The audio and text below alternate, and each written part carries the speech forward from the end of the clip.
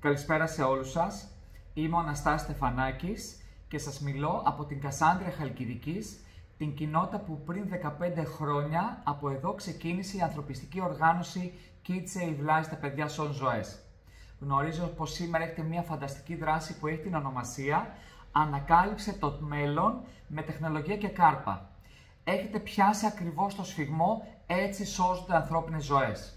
Γνωρίζουμε πως κάθε χρόνο στην Ευρώπη 700.000 καρδιές σταματούν και στα νοσοκομεία και έξω από τα νοσοκομεία. Ποιος θα τους σώσει όλους αυτούς όταν γνωρίζουμε ότι οι υπηρεσίες ασθενοφόρων όλης της Ευρώπης θα φτάσουν μέσο όρο μετά από 9-10 λεπτά. Σε 3 με 5 λεπτά θα έχει καταστραφεί ο εγκέφαλος. Άρα ποιος θα τους σώσει όλους αυτούς τους ανθρώπους? Η κάρπα που θα μάθετε σήμερα και οι νέες τεχνολογίες.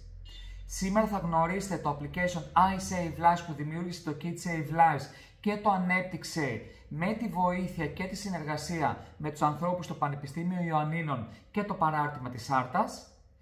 Θα γνωρίσετε επίσης τον Εθνικό Χάρτη Απεινωτών που σας περιμένουν 3.000 και περισσότεροι απεινωτές που βρίσκονται στην υπόλοιπη Ελλάδα.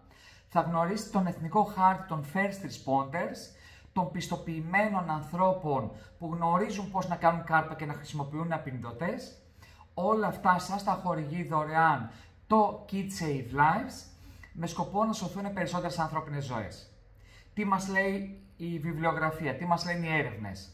Πως αν εσείς αύριο μεθαύριο είστε παρόντες σε μια ευνίδια καρδιακή ανακοπή και ξεκινήσετε κάρπα από την πρώτη στιγμή, από το πρώτο λεπτό, και αν μέσα από το κινητό σας με την εφαρμογή iSave Lives ή απευθείας με τον Εθνικό Χάρτη Απεινωτών πλοηγηθείτε στον πλησιέστερο απεινωτή, τρέξτε, τον πάρετε και φτάσετε δίπλα στο θύμα και φτάσετε σε 2 λεπτά, θα έχουμε ποσοστό επιτυχίας 80% να επιστρέψει στη ζωή αυτό το θύμα.